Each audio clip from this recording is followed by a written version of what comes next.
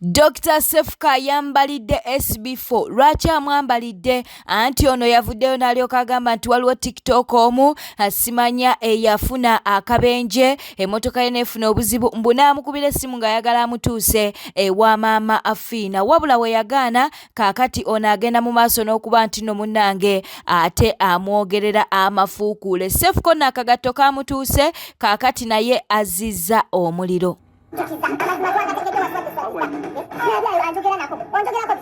Olwoka TikTok asijja kwogera yangu yake simu ng'afunye accident emmotoka y'essimu yange efunye accident ng'ayagala omwoyo milioni 5 nemugamba amazima nemugamba sisobola bwegendayo gwe nga gwe bamukola vidiyo ku TikTok ogiteekeyo okuva olwo otandika okukuvuma n'okukutyoboola nange nagwalidde nakusalako sente nga nawe emmotoka gy'ovuga bakuwadde wasituna sitini zenyinza okusaba gwe nobanga sente z'ekirogo netumanyi tibali basigadeko n'enzigano ez'omusabo buli TikTok gwe bawa sente eziveeyo wamu tumanyi kimutuukako nkyagwa oyagala mbakumenyerere bawa ku sente z'omukyala bino muna yagwa bakuyiga shalifu mukwana naye gamba kunteeka ku YouTube channel yo nga bwe wanyunyanga n'onoonya n'ozigako amasannyalaze galangamanga agala kyalange n'ebyali binkwatako n'ofuna views nga tolina yadde kikumi ky'ompadde bwe nakunoonya ompostinge nga nfuna obuzibu nsobole okufuna obwenkanya ate okutuwa pulezidenti anyambe kye nakusaba n'ogaana olw'omutima gw'omubi era nga AKATAMBI gwamukiririra olina omutima omubi musajja gwe gufaanana ennyindo ye yasitabiri ng'ekisolo ky'ekkaali yesaalirira otooca mu public n'olagira ddala nti weetonderako n'amasiina nga mwetonderako ng'ani nga mukyala wa kaaba musajja gwe tubalemu amagezi ate beera muntu mukulu ekera okwefula omwana omuto ate ekera okwebunjira olina omutima omubi toyinza kwegata na mukyala emmotoka walaira iro osikama nakibaako kyokolawo bakuwayagala kumananeko kinga nebyo olina bakuwalire asimbula simanye eddogo lyakitwala nelikimira simanye kyanyala ddogo ye kino bakiyingiza mpale walogegwa sukugeno wenyereza mukyalawo kigawaliyo ekiwanange twakuwasa wewana ne maamafina ng'omawasa anntaylor ebyo jjogo ebyo lyejjogo lyobadde omukolo okuba mwamuwasa kuze mwali mwewasa ekyo mukolo mwali mujibolo ogali kike atumanyi sosola nakuswala oyinza ekyo okwetondera omukyala boyita maama wo nga tongetondera mukazi wo gwatulaga mutujjeko obusimu n'obukaba baleeta amawano olina amagezi otegera bulungi nga nawe ovayo mubantu nga weefula nti noyagala tukusaasire wabula siika bana amagezi osirikeko sirikekinywa toddamu kulegula nnyindo osiriwalirako wandisirise ayasaanyiyasaanyikiraa wano nze nawanyunyanga nga ng'ondegerako amasannyalaze tewannoonya mubadde amaze empalana sindabye okuwalana mukwano nze akutuma wegadange n'oli babasange siriwala mugenyi yasambiye nitamuŋŋaana gwonna sente gwe igwe mumwebe ebisaati byokukusaniyosiga ye bw'otampanya enkola ntya nga gazintaali ku gwe anje samira yagala okungulirako erinnya n'okutambulizako ebyo byeyayituetabina nsetambuzikirirera omusibe kitundu ntambuza omubaazi kati mukwano ovudde antayira ali mukukomplaininako ebikolo by'ekikaba bye wakola ninyo ate oli kunze ng'olyo kati kitokani mulevo z'ogwo kumanyoko saba nyumbalinga w'abayinzi osobola manejiraadi yagekako shamba gana amaka gago gakulema okumanejira sendi maneja w'abayinzi okitegedde siri tikitoka ate ndi influensa ate ngaba olugambo ate nkola simuterishinge mana akawunti nzira kati yasama ate okitegedde olina okuyiga engeri gyolina okwajesinga erinnya lyange oba terimanyisirika kiffe kima amazzi yasaanirira mu bwenzi kwatudde ku mawano kwalya temuswala ebyo muyitira nga mulibabiri nga mwekola mwamenyadde obufumbo mwagaza kulaganira katonda mukola byakirogo byakikopi byakiswavu ate omulambiro ogayingirirako amayindo gabbulu tokiddangamu nno nosirikirako erinnya tonkomba bigobe ate tonyumirako ebyo bigobe byo asiwalokabo yaye wetondere mukyala w'ekituli ekyo tutulabamu omusajja omusimusimu omutumba wabo omutoletole ye gonzagonzanga ekyalo ekituli ate musajja mukulu alina enviya mukazi wagasajja kabatakaaaa bigwaloko siriwala busiriwala wezo likiroge kimange yungu bwamanyi naye toddamu kunkumirako bibino sinabye nkuwalana akuwalaneko oyagala nsanyuke kubyokola oba otange yasimu omuntu wakomumikiriza ensirike nkubagire kubanga wali ntuzizako ku bicanoni oba tuzako nafunani nze nawe ani nafunani ayasamana kitali ku canoni wagwe yange ambadde manyi waliyoga nalina kyeni nalina ekitambula nazaaga nina amasanyalaze bwe tweyongerayo munnange mu mawulire amalala ate ge tuli mu kuba nti nno tufuna ano ku News Spark channel omuvubuka wuno munnange avuddeyo era alumiriza omukyalo oyo gw'oli mu kulaba mu kifaananyi amulumiriza ki mbwe omukyalo ono ye yatta maama waabwe gw'oli mu kulaba awo mu kifaananyi omukyala ali mu ggomesi kaakati ono omuvubuka ali wansi oba omuvubuka gw'oli mu kulaba mu katambi kano avuddeyo nalyoka agamba nti nno ono omukyala ye yatta maama waabwe ng'ayagala akudda mu maka katukuwa akatambi ke ono omukyala ye yatta maama wange ono waggulu wano yamuwa obutwa ne bubonyabonya maama wange okumala omwaka mulamba ng'abonaabona n'obulwadde yagenda okufa nga yenkananga kati bw'ati ono. N'amala omukyalo ono kye yakoze n'ava ewuwe n'ajja mu maka ga maama wange kati mwali. Bwe twogerako mbwa bagenda tusiba. Bannayuganda ngenda kusigala nga njogera. Mukyalo ono akolera mafubira atunda mmere. Be careful abantu baguze mmere. Omukyalo ono tusaba bwenkanya ave mu maka gaffe. Tusaba bwenkanya anti-Shira Price twagala bwenkanya. Uganda Police twagala bwenkanya.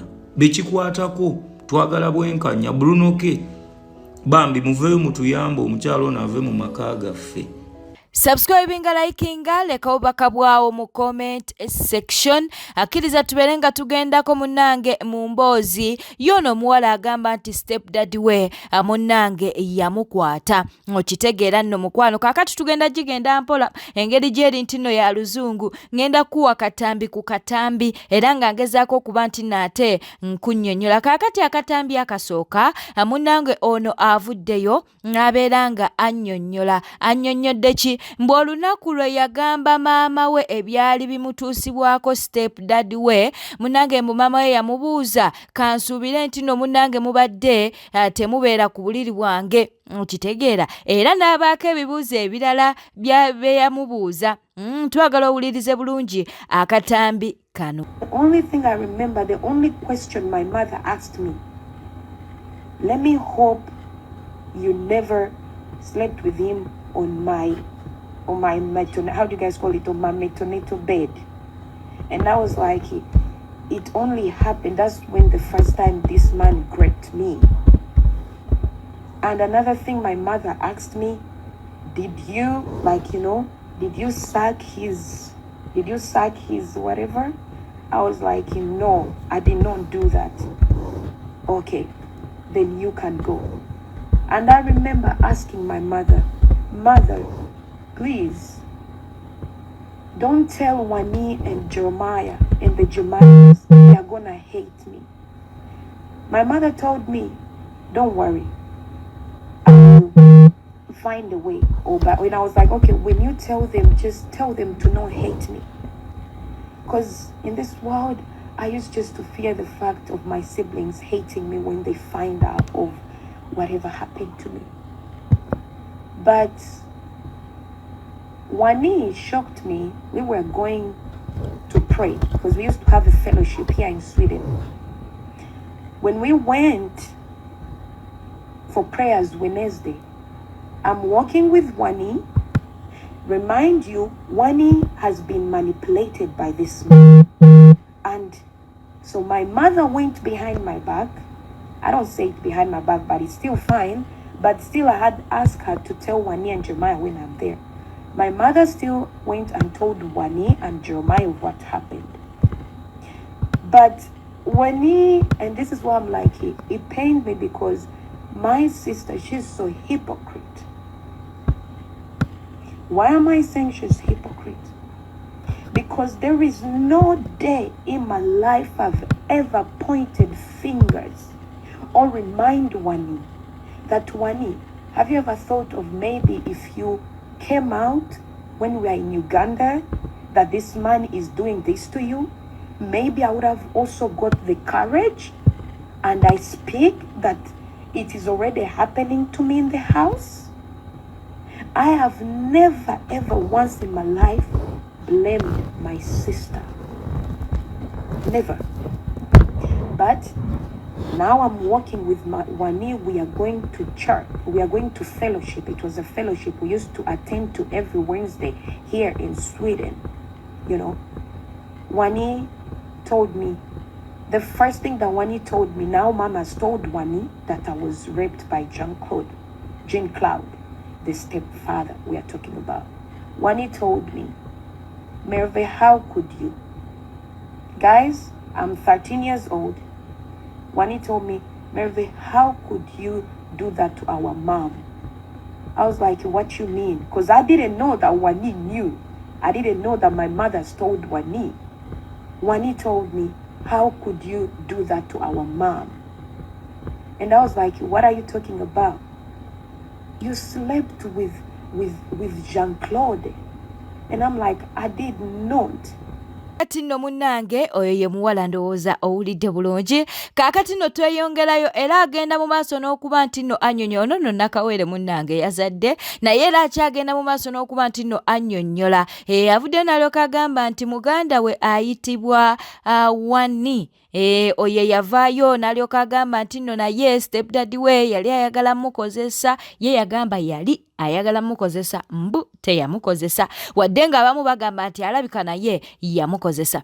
Kakati nti nno munnange ono mama waabwe we yabagamba nti nno ono twogera ku ono yaleeta story eno nti munnange yakwatibwa. Kakati mama waabwe n'agezaako okuba nti n'agamba ba sisters be nti ono sister we yakambuwala nnyo n'alyoka mugamba oyinza otya okuba nti nno weebaka ne daddy. Akatambi to just catch up with me. When Wani told me, I remember we were in Stockholm. We went to visit a friend. And I saw Wani crying in the room. And I was like, Wani, what's wrong? And Wani told me she's having period pain. Now we are in Sweden, guys. I know you guys are going to be a little bit lost, but I will make you understand. Don't be confused. And I was like, Wani, are you sure you're good? She's like, I mean, for me, my periods are always like paining. And I was like, Wani, wait a minute. I saw this was beyond period. And I was like, okay, I was planning to go with the friend that we came to have fun with. We decided to not go. And I was like, hey, Sabra, because this girl is called Sabra. I was like, Sabra, let me first speak to my sister because she's really not okay. I entered in the room and I was like, Wani, please talk to me. I'm your sister. What is going on? Then Wani was like, there is something that I'm going to tell you, but don't tell mom, don't tell anybody. And I'm like, okay, Wani, you're scaring me. And Wani told me, this man, do you know that Jean-Claude tried to do this? I was like, what? And I'm like, wait, you mean the person we call stepdad? One was like, yeah, he tried to force me, to sleep with him because that he wanted his blood to run within my blood, but I said no. Guys, the only thing I felt was anger. But I felt pain because now Wani has told me, she said no. But for me, it had already happened. The only thing I remember is I told Wani, I promised I'm not going to tell anybody. But yes, I know I did break the promise. And I went and I called that man. Because by that time I had a phone. I called that man, I abused him, I called him names, whatever, I abused that man.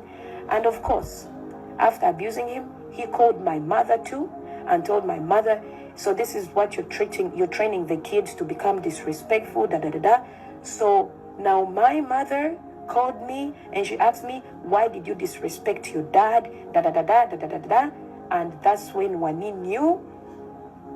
I confronted the guy. And I remember Wani was even mad at me for abusing that man of what he did. But what Wani didn't know, the way I reacted is because for me it had already happened. Now again, when she found out that at 11 years old the child took her home, I didn't get a hug from Wani. Not even like, oh my God, my sister. No. But I'll never forget the reason why I'm telling you, we need men like Jeremiah. Me and Jeremiah, we are close. We call each other twinny. We are not twins, but we are just close. Even in the family, Jeremiah is like my best friend. Is the one that if I need help, I go to Jeremiah. Because at some point, I just felt like he understood me even better than my sister. Abanupu si basanyufu bavuddeyo ne babeera nga ate bayambalira General Muhoozi. Okubanga mwana wa mukulu, mwana wa mulodi ye bwe yeraba ekifaananyi kyakuliddemu kati yalaba Uganda nga nga yaabwe kiringa omwana bw'akulira ewaka ennyumba ya kitaawe emmotoka ya kitaawe byonna birabanga ebibye kati naye ndowooza kikifaananyi kyalaga palamenti n'emuyita n'agiziimuula kakati Uganda Human Rights Commission yafulumiza ekiwandiiko ng'emulagira mu mateeka okuta Edi Mutwe mu Nambiro alaga nti tayagala kumanya tomunyumiza ebyo kati fenna tulina okulwana okulaba nti ekintu kino kikyuka oyinza okuba nga oli mu NRM ogamba ebituuka ku bano aba NUP omuntu atawa mateeka kitiibwa naawe kijja kukosa oba ogwawo enkya bw'ojja omunyiiza akuyise bubi kati bw'otalwanirira mateeka akaseera kajja kutuuka nga weetaaga amateeka ago okulwanirira kati gakyaliwo nga gonna gaayonoonebwa so kati gwe mulanga ffe gwe tukuba fenna tukwatire wamu ffe nga bannabyabufuzi tetujja kusirika naye tugamba nti n'abalala bannaddiini akulembeze b'ennono civil society organizations n'aba NRM infact aba NRM bwe mubeera nga muli bagizi ebintu bino mubivumirire kubanga ojja kulowooza nti oli safe naawe enkya ojja munyiiza era kuba kati azaayogera n'avuma ono wa NRM n'ayogerako ono n'ayogerako oli naawe ojja kugwa mu gaapuze okulaba nti mbiira eno tulina okugirwanyisa eveewo. Frank Gashumba WUNO avuddeyo ku nsonga z'Okero. Essaawa yonna Okero Nnyonde evuga.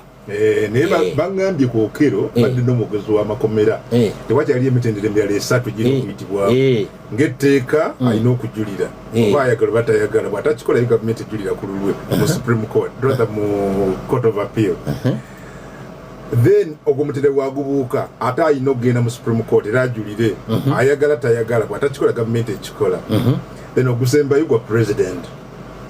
Kyogamba Okero akyalina emyezi nga 6. Naye the question is zina appeal era zigenda kutuula gaba oba mu high court wano ekyo takinzizeemu kati olaba nti kimubuuze bw'onaddayo. Ekirala baŋŋambye nti kati takyalina basibe balala ali mu kondemu. In fact angambye nti mu Uganda yonna abantu abalindiridde okufa abali mu section ya condemn bali 9 era abo bakuumibwa bokka kuliko abakyala 2 ku abo 9 so bakuumibwa separately mu section yaabwe eyo kati n'Okero yabeegaseeko dda. Naye Okero ekintu kye yakola kungunze bw'obanga n'omukolo nga guliko abaana abato mpita ekintu kye yakola ntarahamu yennyini era toyinza konvinsinga muntu weggaba mbwezo process gye ziri.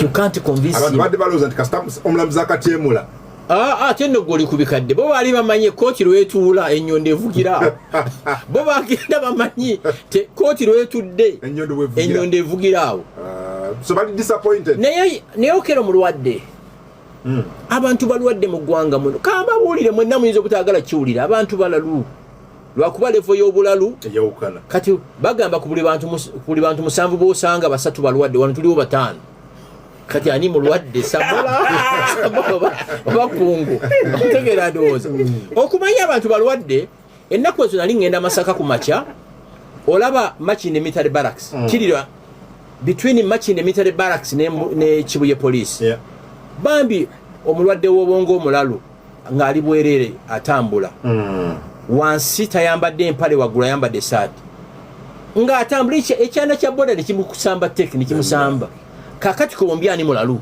gwasambye gwe mulalu tutambula n'abantu nga balalu nga balwadde n'ekyobulwadde tosobola konvinsinga bannayuganda nti ebintu Okero bye yakola na browsing amasomero agaliranyeewo na browsing bw'oba oyagala emondi ogifuna otya byonna ebyo so mwadde basuubira nti Okero weekend ennyonde evuga amawulire mugawulidde process ekyakola ki naye alabika Yoweri awoominga okusayininga okutta Okero kubanga oba yabadde wanga ayogera yali eyo mu kitongole yali nga ayogerako eri abalamuzi kato kakadde bakakomezaawo obukomya naye yali ayogerako eri abalamuzi n'aga nti abadde aludde naye bano bali musoomooza yasayininge but again omwogezi w'ekitongole ky'amakomera nga nti Uganda okutta kuli kumukokka tosobola kwesa mpiso tosobola kwesa masasi batuga butuzi kyekyogerwa mateeka